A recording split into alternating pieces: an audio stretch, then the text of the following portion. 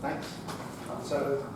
I'd like to thank the organizers for inviting me. It's a real pleasure to be here back in Florence and in honor of Professor Meyer's stellar work that inspired so many of us, certainly in my generation of differential geometers. And it's a real pleasure to see the fruits of that later, how many people are being influenced by this. Today what I want to talk about, as I said, is curvature-homogeneous metrics, in dimension 3 in particular. And so let me start out by just reminding you of a few basic facts. It's a Riemannian manifold is curvature-homogeneous.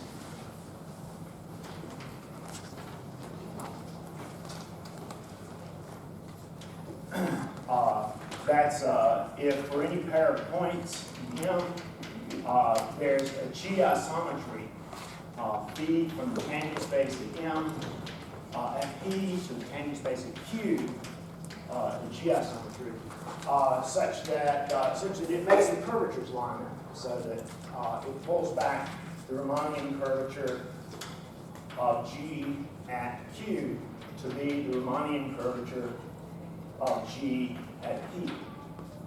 So, as we know, as Riemann proved many years ago now, in 1854, that this is the condition that says that the metric is homogeneous up to second order. That is, as taking power series or Taylor series for the metric at any 2 points, you can line up the metrics up to second order, because all of the information up to second order is contained in the Riemann curvature tensor.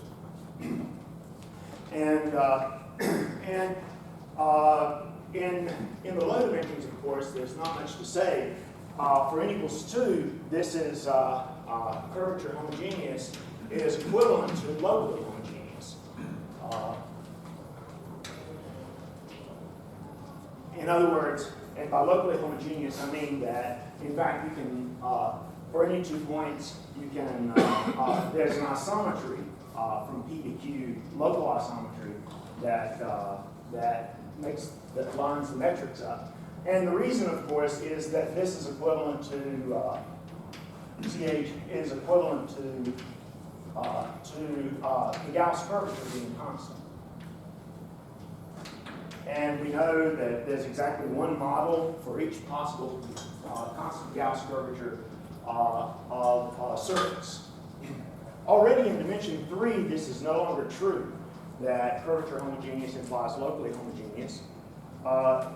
In Bryant 2, no longer true. And it's not even true that locally homogeneous implies the same in this sense, that if you look at, for example, n equals 3, the locally homogeneous metrics were classified by Bianchi.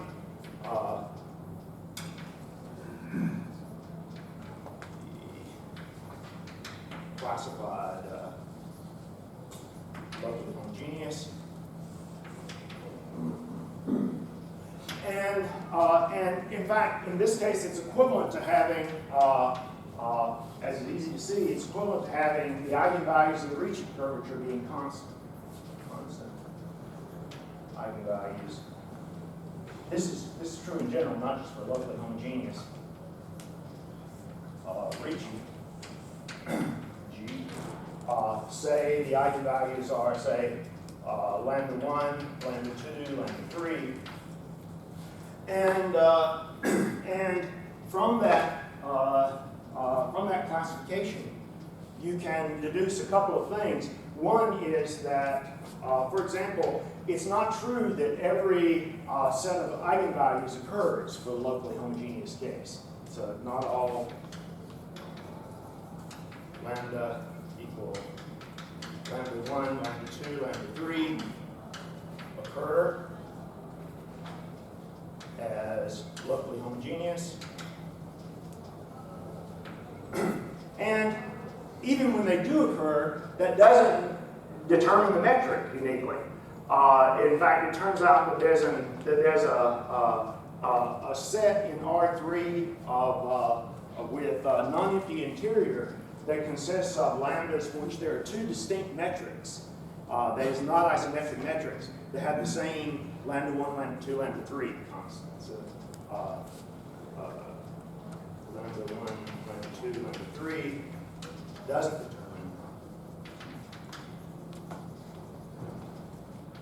G up to isometry,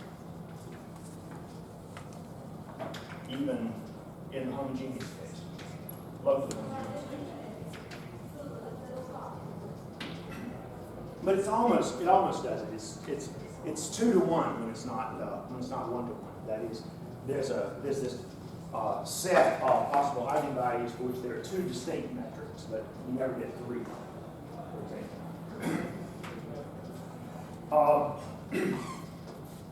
But this fact that they don't all occur is a little bit surprising. The specifying the constant eigenvalues of Ricci curvature is, of course, a partial differential equation for the metric. It's a system. It's basically 3 partial differential equations of second order for the metric. It's not immediately obvious what the nature of those partial differential equations are. There obviously can't be elliptic or hyperbolic in any standard sense because they're invariant under the diffeomorphism group, and so you wouldn't expect to be able to specify the metric and then evolve the metric off a hypersurface exactly to specify the solutions. You at least have to take into account the diffeomorphism group if you're going to study this system of equations. Let me just, before I go into the nature of those differential equations, let me just give a non-trivial example, a not homogeneous example.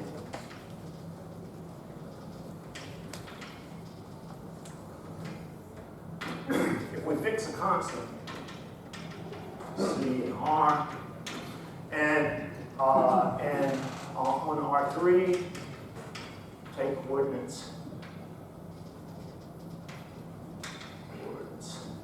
X, U, and V, and look at this metric. G is P of X and U dx squared plus du is plus, just to make sure, yeah, plus d dx squared plus dv minus u dx squared, where P satisfies that the second partial with respect to u of P plus C, 2C P is 0. In other words, it satisfies this second order differential equation. Then you can compute that Ricci of G is equal to 2C times P x u dx squared plus du plus d dx squared. So the eigenvalues are 2C, 2C, and 0 on the Ricci curvature. Because there I've already diagonalized Ricci with respect to G, and there are the two eigenvalues. So lambda is 2C, 2C, 0. And of course, this differential equation, it's a linear ordinary differential equation with respect to u. For example, if you take c to the minus half, so that this becomes the sinh cosh, you can write the solutions in the form p of x and u is say p naught of x cosh u plus p1 of x sinh u. And there are two arbitrary functions of x that go into the solution. And it's easy to see that those two arbitrary functions are essentially unique. So that the solutions, so this gives a family of solutions of this equation that depend modular diffeomorphisms on two arbitrary functions of one variable. And in fact, you can easily make this complete. For example, if you require that p naught minus absolute p1 times dx, if this is complete on R, so these are functions of x, but is complete on R, then G is complete on R3. And most of the time it's not homogeneous. There are some special choices of P0 and P1 that would give you something homogeneous, but most of the time this is not homogeneous metric, not locally homogeneous at all. So that shows you that there are lots of solutions, and in fact they don't have to have. This indicates that that the space of solutions is not going to be transversely elliptic either, which you might expect, because you might think, well, modulo diffeomorphism, probably all such solutions of this very determined equation should be real analytic. But it's easy to see that that's not the case for solutions like this, since the P0 and P1 are essentially arbitrary functions of x. So there are non-trivial solutions, and even complete ones. And even the complete ones, though, are not fully understood. As I'll say a little bit more about that later. But back to the nature of the differential equation. It was Kowalski and Prüfer.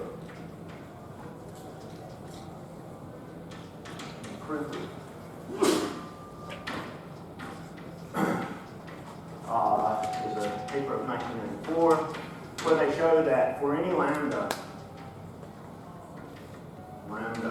equal lambda 1, lambda 2, lambda 3, where they're all distinct. Whoa, can't stand too close to the board. Lambda I is not lambda j, for I not equal to j. If you look at this, if you look at that condition for the eigenvalues of Ricci, and you take and where the eigenvalues are assumed to be distinct, they show that there exist solutions of the PDE system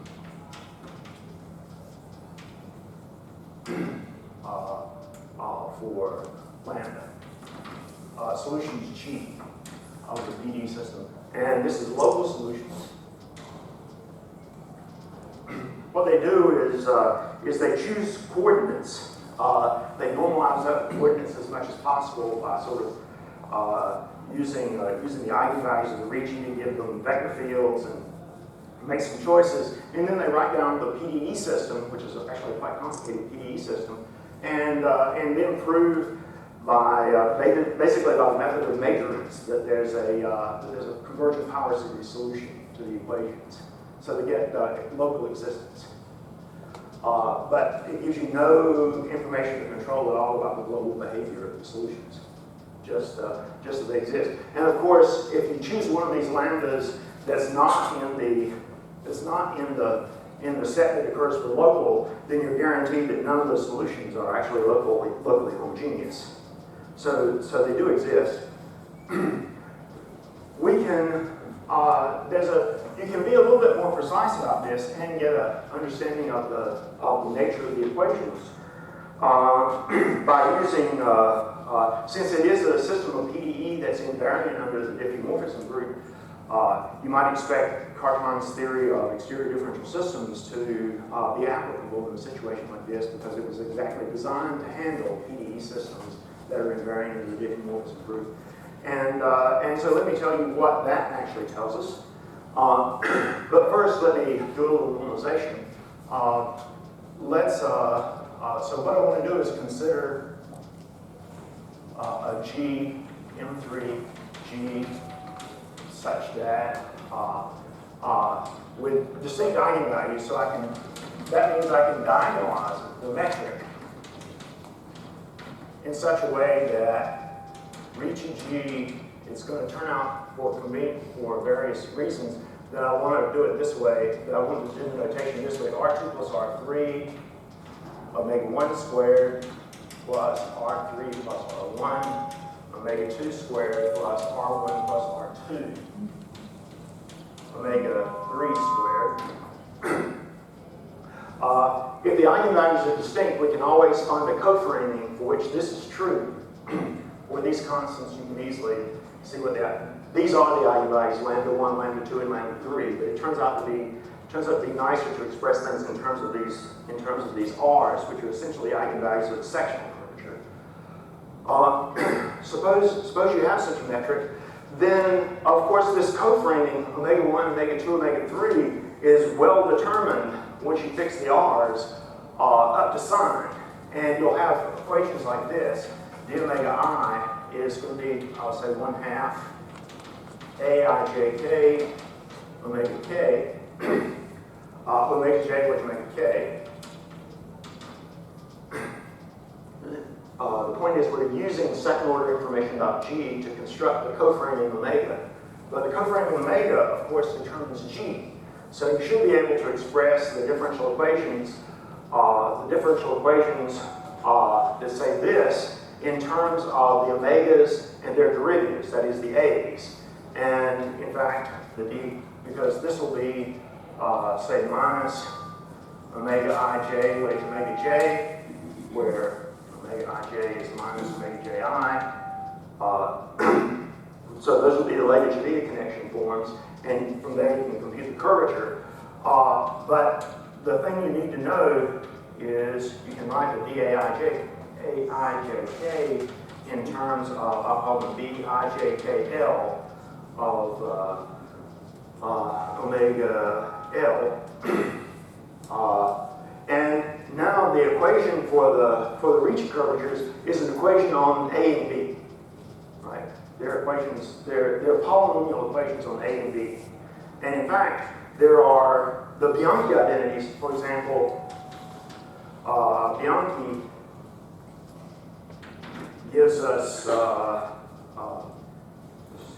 let's get it right. Bianchi gives us, for example, that this is true. Ri minus Rk, omega I with omega j, plus Rj minus Rk, d omega j with omega I is 0 for ijk distinct. And that's 3 first-order equations on the coframing omega, because those are actually algebraic linear equations on the A's, and the A's depend on one derivative of the omegas. But then the Ricci curvature itself, let me call this equation 1, 2, 3. The Ricci curvature equation itself is a system of equations on the B's. It's 6 equations on the B's. So plus, I'll call it 4 Ricci. Oh, actually, I should have done that.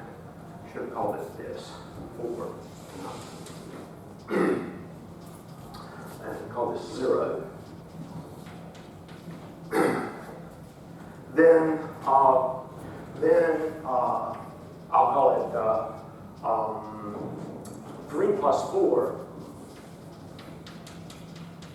is, I'll call this system, I'll call it SR, or R is R1, R2, R3, is SR a system of 3 first order plus 6 second order equations on omega.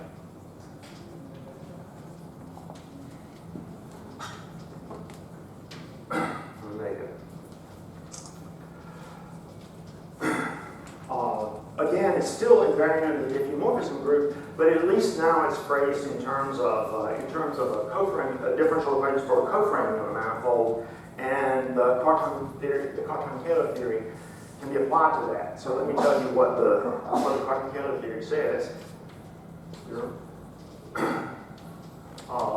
One says that the system SR is evaluative with characters S1, S2, S3 are 6, 3, and 0. And for those of you who know the Cartan machinery, what this says is that modular diffeomorphisms, the solutions depend on 3 functions of 2 variables. That's essentially the arbitrariness that you get. And by the way, I'm always assuming that the Ri are distinct here. Ri,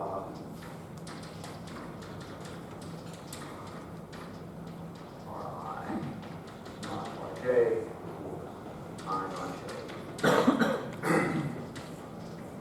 In this theory, because it turns out it's not true when the R's become equal, as I'll tell you about a little later.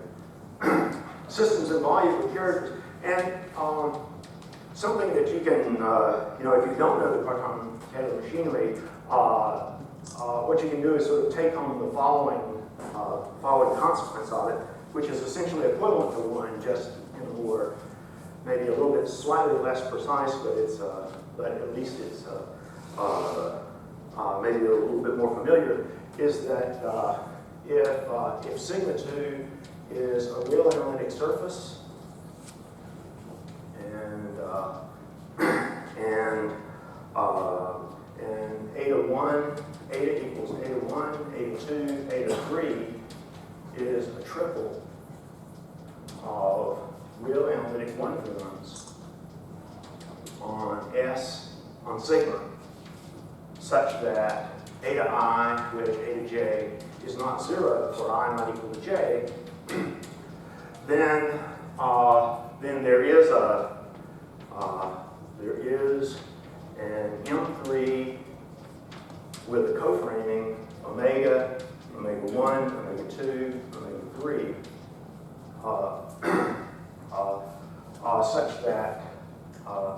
such that sigma 2 sits inside M3, and first the pullback to each omega I to sigma is eta I, and second, the omega satisfies the system SR. System SR. Moreover, this extension, this thickening of the surface to a 3-manifold is essentially unique. Moreover, M3 omega is unique in the neighborhood of sigma.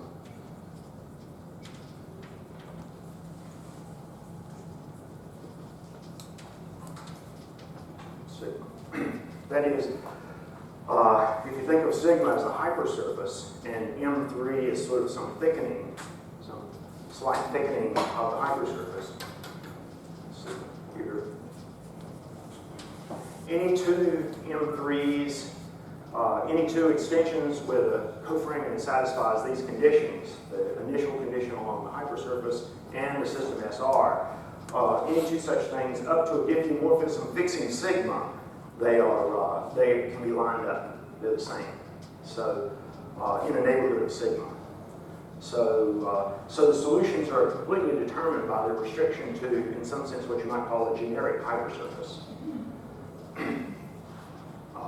This condition, by the way, is simply saying that you have a coframing on your coframing on M3. What we're requiring is that the sort of the valid initial conditions that you should take are the surfaces such that when you pull back the omegas to them, no two of them become dependent. That's the condition. And for those of you who have looked at, who know what this says about the characteristics, what this says is that the characteristic variety of this PDE system consists of three planes in general, three lines in the projectilized tangent space in general position. So I just remark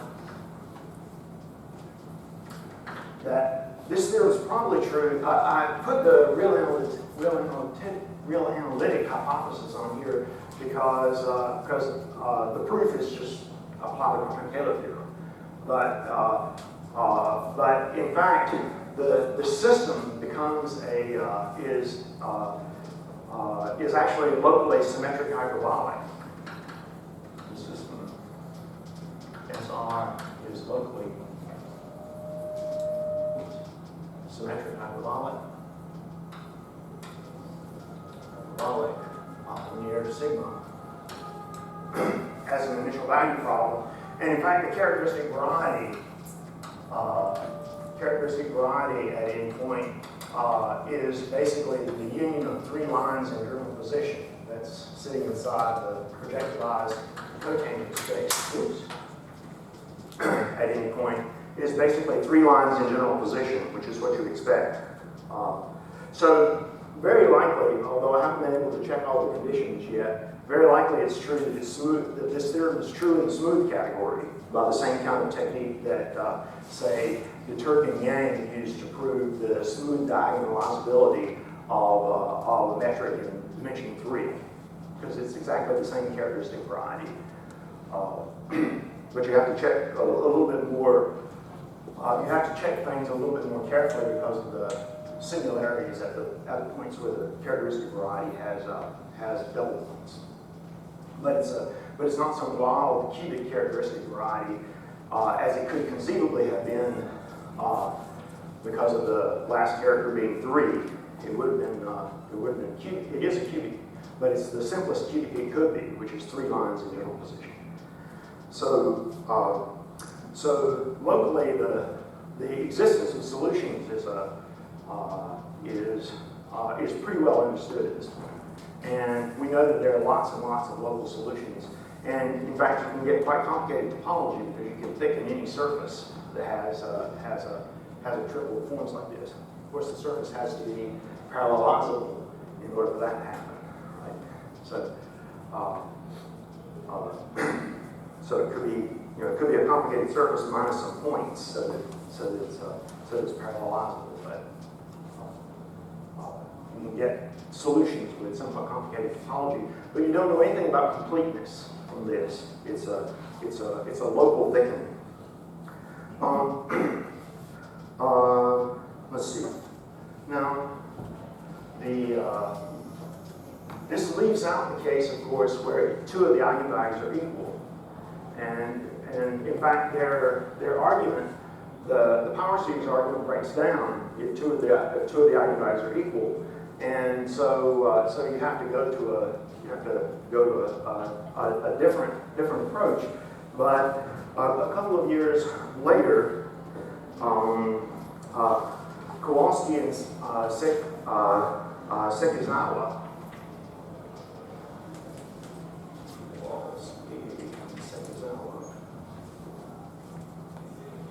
in 1996. Of course, if all the eigenvalues were equal, then it's constant sectional curvature, and we know that there's only one solution in that case. So the only interesting case is when remaining is when 2 of the eigenvalues are equal, but the third is distinct. And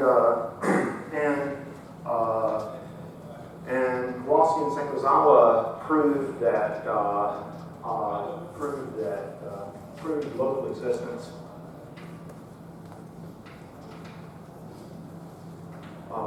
When, say, R1 equals R2 is not R3.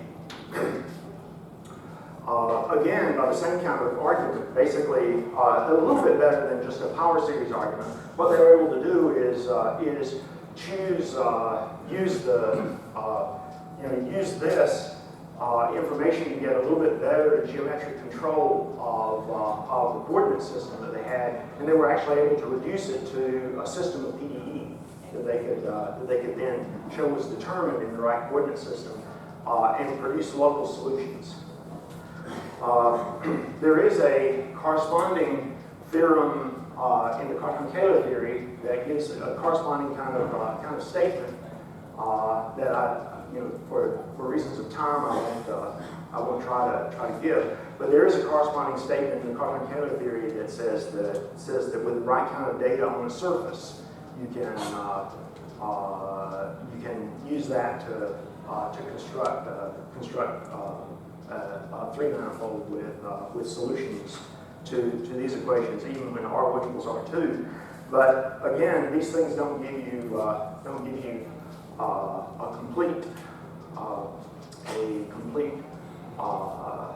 answer I'll just remark that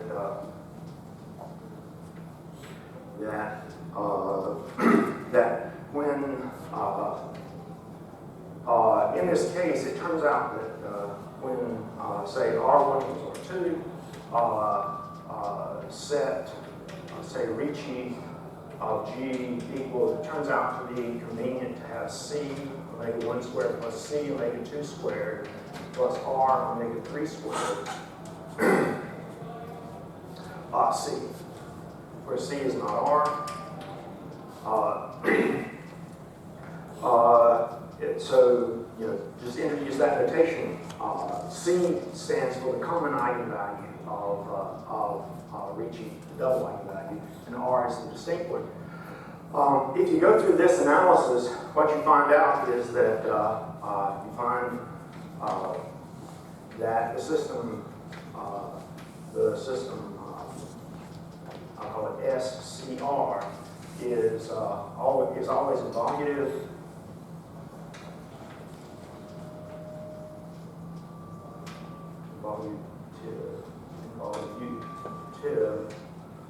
With S1, S2, S3 is 2, 0, 0. So the solutions depend on two arbitrary functions of one variable, locally at the diffeomorphism. So that's 1. And 2, the system is SCR is elliptic. Elliptic if R is positive, parabolic if R is negative, it is 0, and hyperbolic if R is negative. So the system of PDE that you get modulo diffeomorphism has a very different character depending on whether or not the odd eigenvalue out is positive, negative, positive, 0, or negative. In fact, the solution that I wrote up on the board, if you'll notice, I had that non-homogeneous example that I wrote up on the board was 2C, 2C, 0. That was the R equals 0. That is, in fact, the R equals 0 solution. So you can write down those two arbitrary functions, P0 and P1, are the arbitrary functions that show up that correspond to these two arbitrary functions of one variable. Now, it's slightly more complicated. It's a little bit more subtle than that because I've left out, I'm leaving out the case where the thing turns out to be a product. If you, for example, if you go back and look at that example that I wrote down, it's not possible to choose P0 and P1 so that that's a product of a surface of constant curvature in a line. And so those special solutions have to be thrown out. And if you throw those out, then the solution that I wrote down is the general solution in local terms. So in that case, you can actually explicitly integrate this PDE in the appropriate local coordinates. Unfortunately, in the other cases, nothing like that is known. Well, almost nothing like that is known. And I want to spend the remaining time talking about some of the things that are known, and a surprising connection with holomorphic geometry and contact geometry that I think is really beautiful. So, one is, while we don't know the general solution,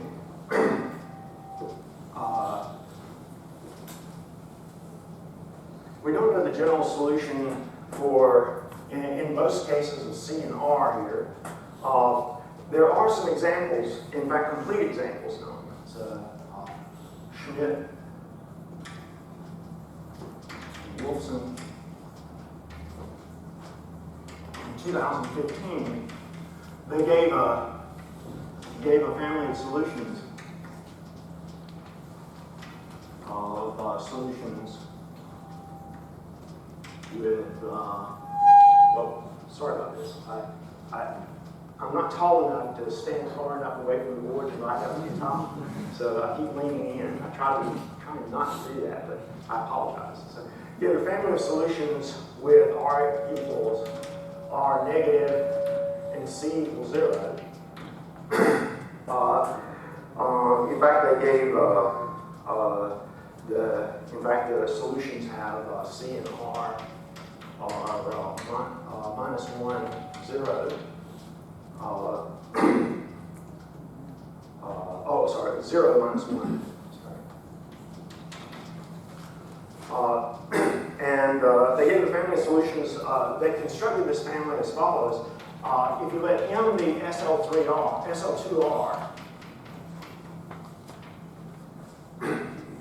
if you let M be SL2R, which is 2 by 2 determinate matrices, and I'll let P be the parabolic subgroup.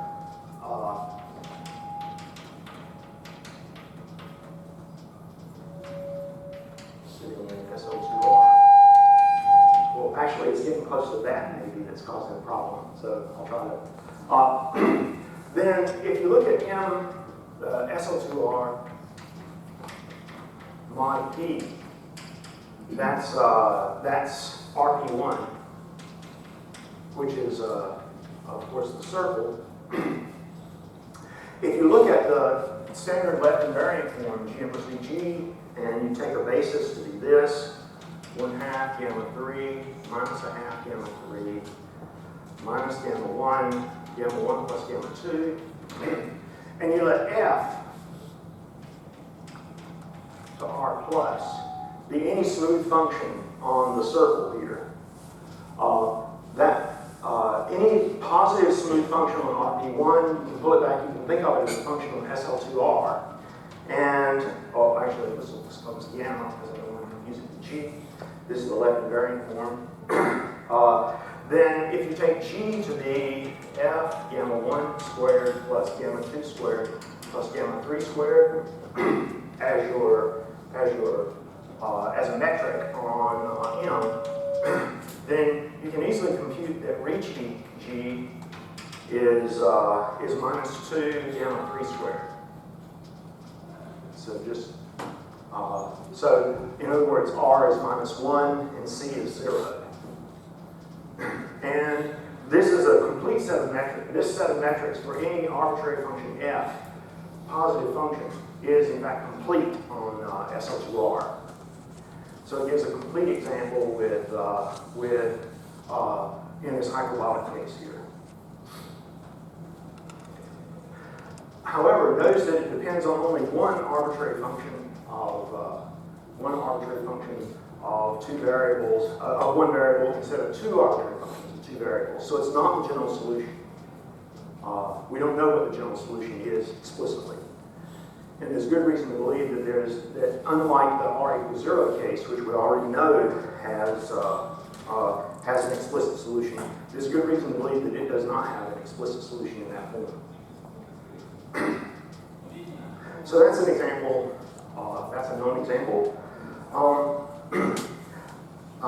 But you can look for all pairs C and R, for any pairs C and R in these other cases. By the way, when C is 0, you can scale R to be anything. So you only need to look at R as 1, 0, or minus 1 to look at the. And of course, you can't take R to be 0 if we're not going to get the constant curvature thing. And obviously, the only thing that really matters is the ratio of C to R, not the actual values, because we can always scale G to change C and R by the same value, same positive value. The ratio of C to R makes a difference, though, and whether R is positive or negative makes a difference. And if you start looking for which values of C and R, does this system of PDE have non-trivial conservation laws? It turns out that you can show that the system CR has non-trivial conservation laws only when either R is 0 or C over R. So here's the proposition. The system SCR has non-trivial conservation law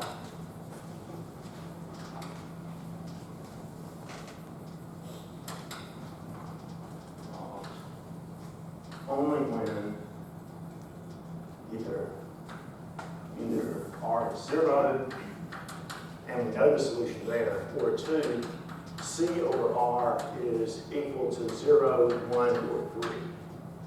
Those are the three cases where there's non-trivial conservation loss.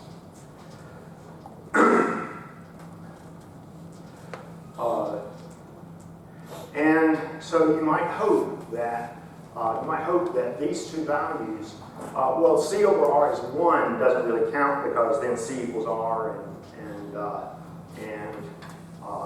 and we know the metric, the underlying metric, has the constant sectional curvature, so all the solutions collapse. So there's really two interesting cases where there are non-trivial conservation laws, 0 and 3.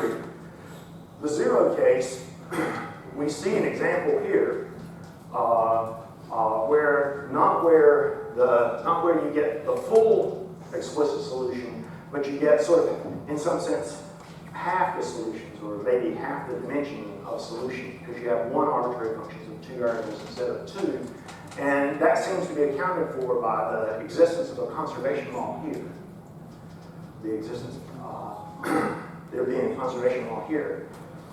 What's kind of remarkable is that the case C over R is that when C over R is 3, the system is completely integrable.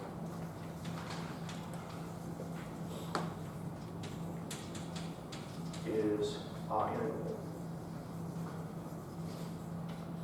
And we get an explicit solution for what the equation for the equations. And I want to tell you what those two things are.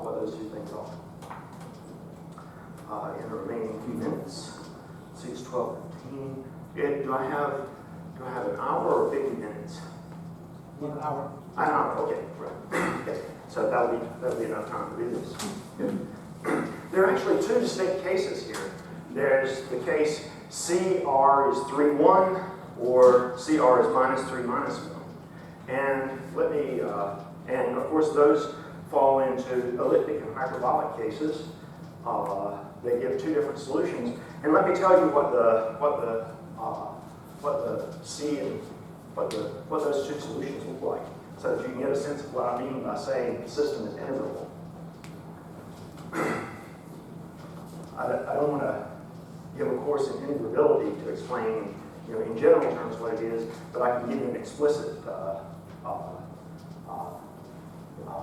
the explicit integration, so that you can see basically what the consequence is. So the case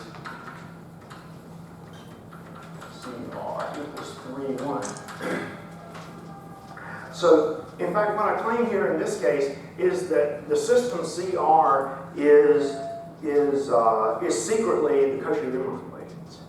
It's not obvious that it's the Cauchy-Riemann equation, but it turns out to be. And this is the sense in which it is. So I'm going to I want to consider SU3 as the isometries of CP2. So our usual picture, SU3, CP2. And what I want to do is consider a holomorphic curve. And I'll let L be a holomorphic curve.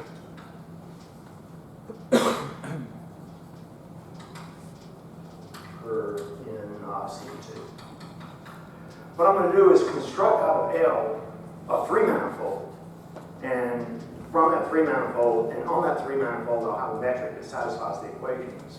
And the theory will be that anything that satisfies S31 actually comes from this construction, starting with a holomorphic curve in CP2. It's sort of if you like twistor theory, you can think of it as a twistor resolution of the nonlinear system that this represents. And the construction goes like this. Remember, if you have a holomorphic curve in CP2, of course, it has a well-defined tangent line. Even in singular points, it has a well-defined tangent line because the tangent always extends as a, it basically gives you the dual curve. And what we can do is if you think of an element, a basis, a special unitary basis of C3 being sent down to the line spanned by F1, if you call that pi, then sitting in L, over L, we can look at, I'll call this bundle B, sitting here, I'll let B is going to be the set of frames F1, F2, F3, such that F1 belongs to L, and F3 per is the tangent space at F1 to L. In other words, I'm basically adapting the frames so that the first leg of the frame is the position on the curve, and the last leg usually is perpendicular to the tangent line. Right? Now, B is actually a torus bundle. The maximum torus, it's actually a torus bundle over L because I haven't said anything, haven't done anything to fix anything other than the directions of F1, F2, and F3. And of course, knowing the directions of F1, F2, F3 determines them all up to the maximum torus sitting in SU3 of diagonal transformations, diagonal matrices. Now, if you look at the canonical left invariant form, this condition tells us that we always have a 0 in this corner, and I'll just write the remaining things as I theta 1, I theta 2, I theta 3, where theta 1 plus theta 2 plus theta 3 is 0, and I'll call this omega 1, and I'm not sure I need to have to be a little careful. Omega 1, omega 2, minus omega 2 bar, minus omega 1 bar, because it has to be skew Hermitian. And what I'll do is take the following quadratic form, 1/2 omega 1 plus omega 2 bar times omega 1 bar plus omega 2 plus 1/4 theta 1 minus theta 3 squared. Look at that quadratic form on B. Well, it's easy to see what the kernel of that quadratic form. This is a 1 form times its conjugate, so it's a quadratic form that everywhere except where this is a multiple real thing, it's a sum of squares. This is independent from those. So it's a rank 3 quadratic form. And its kernel is the kernel of G is the orbits of this subgroup S1, which is e to the I theta. So e to the IT, e to the minus 2 IT, e to the IT. That is, if you think of this as a right T2 bundle over L, this S1 is a subgroup of the that's a minus 2 IT. Minus 2 IT there. And and it turns out that just looking at this formula here, you can see that the tangents to this S1 action annihilate omega 1, omega 2, and the difference of theta 1 and theta 3. So this actually gives the kernel of that form. So we can make a 3 manifold. M3 is going to be B modulo this S1, this particular S1 here. And G turns out to be invariant under that action. It's easy to see that it's invariant in the action. So G is well defined on M3.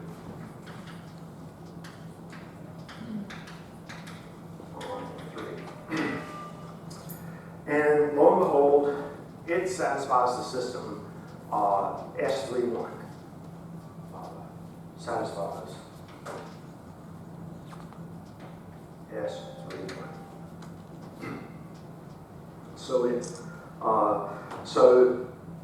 And we started with an arbitrary holomorphic curve in CP2. Locally, that's a graph of a single holomorphic function, one function of two variables, in terms of, in the usual Cartan count. And you can prove conversely that if you start with a solution of S31, the system S31, you can construct a surface in CP2 up to rigid motion, up to isometry in CP2. You can construct a surface in CP2 so that this construction produces M3. So we have an explicit solution of this system in the case this ratio is 3. CR is 3:1 in terms of holomorphic data. In the remaining couple of minutes, let me just briefly say what happens in the -1 case.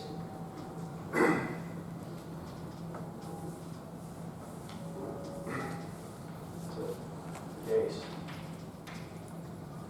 CR is -3, -1. In some sense, you can think of it as the non-compact version of this. It turns out that the group to consider is SU21. The subgroup that you need to look at is the maximum parabolic. This is maximum parabolic.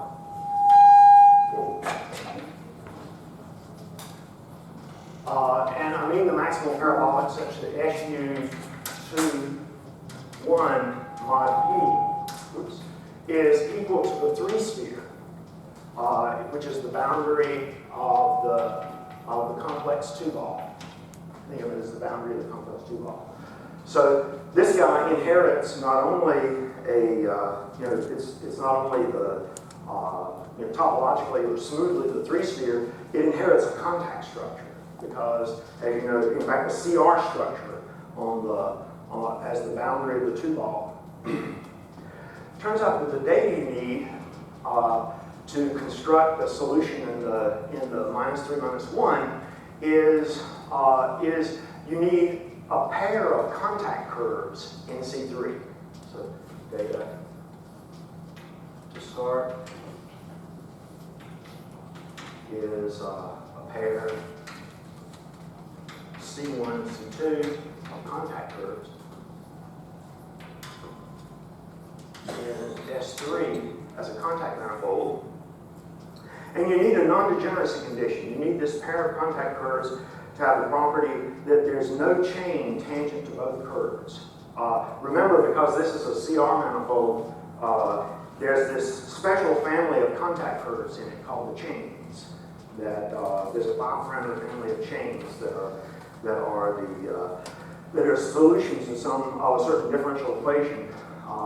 It's basically a consequence of the Chern-Moser theory, but it sort of came into prominence with Pfefferman's work on CR geometry. And you need no chain in S3 tangent to both curves.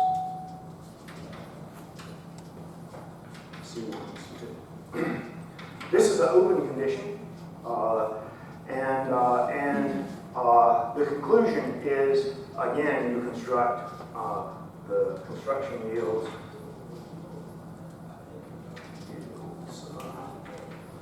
Construction yields, again, in M3, that fibers over C1 cross C2 with a metric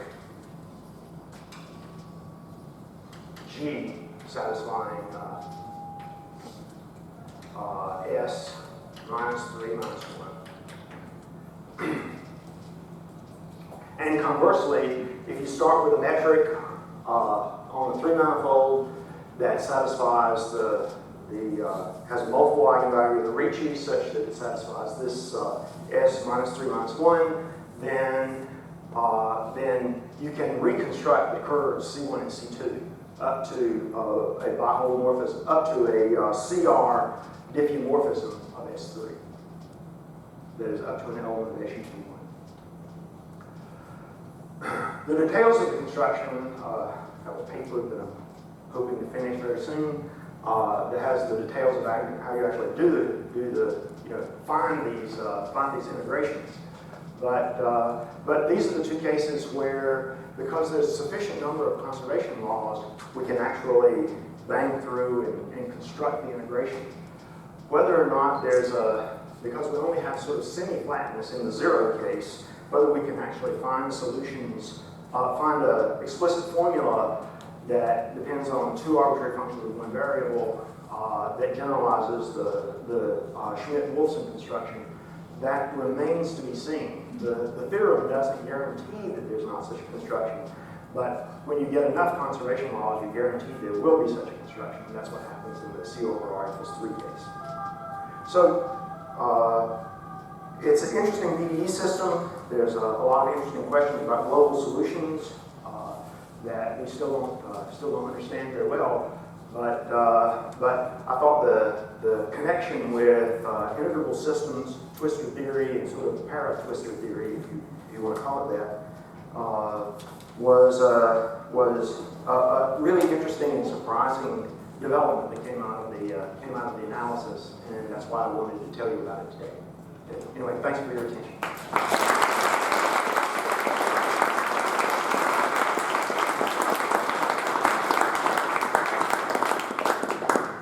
Questions? Ben. Is it easy to see the eigendirections of the Ricci? Or maybe for this example? So the eigendirections of the Ricci are going to be these will be the multiple eigendirections, the plus 3 and that will be plus 1. Okay. Is there a way to see how this explains the 3 to 1 ratio? Well, that comes from this. This comes from the existence of these non-trivial conservation laws. When you get a conservation law, you can, in this particular case, you get an integration rule, right? You impose you say conservation law, it's D of something, and that D of something is what leads you to this construction. Right? But why this works is just a matter of, you may remember there's when Lee was studying the integrability of things like the Cinch-Gordon equation, he computed what the possibility for the conservation laws were for an equation in the form of wash u equals a function of u, right? And it turned out that the only ones that worked were the things that gave minimal surfaces, and which showed that there could not be a Weierstrass formula, for example, for constant curvature, non-zero constant curvature. It's along those lines that this construction, you compute what the conservation laws are, and it's just an algebraic computation. You differentiate 4 times, and you get a formula. Any other questions? How many covariant derivative of curvature have we add such that isometry of tangent spaces can be extended to local isometry? That's a good question, and that depends on the dimension, right? Yeah, so there's this theorem, long ago theorem, I guess, back in the 60s of Singer that shows that there's an upper bound on the number of, and to my knowledge, that upper bound is not completely known. Very high. It's very high. It grows basically quadratically with n, is my understanding. But for n equals 3. But for n equals 3, I think if you know, certainly if you know 5, that is the curvature in its first 3 covariant derivatives, certainly that's enough. But it's probably, to my knowledge, it's not worse than 4. So I don't know the exact answer to that. I'm sure somebody does, but I don't know. Or I'm not sure somebody does. I would think somebody does. Any other questions? In the case of R equals 0, how far does the conversation law get you? How far does How what? far does it get you as far as the local understanding? The local understanding, well, the R equals 0 case, yeah, and C is not 0. So that's the example that I wrote up there. Although it's a little trick. I mean, I gave you because it's not real analytic, you can have things that are not a product for a while, and then in an open set they're a product, and then in another open set they're not a product, but you have a rotation of the fibers. And so you have to, if you're going to do a global classification, you have to worry about this transition into regions where you don't have a canonical breakdown you don't have a canonical way to foliate the 3 manifold. That gave the thing I wrote down showed that you could have complete things without having to address that issue that are not even locally products, but how things behave. You can have things that look like that everywhere except on a hypersurface, in fact, where something degenerates, and then you have to worry about you have to worry about what it looks like on each side and how they patch. So if you wanted a global classification, there's still some subtle things that have to do with behavior tensor degeneracies on hypersurfaces, that is surfaces in the 3 manifold. Right? And I don't really know the answer to that, exactly how complicated that would be. Any other questions? Mr. Speaker again?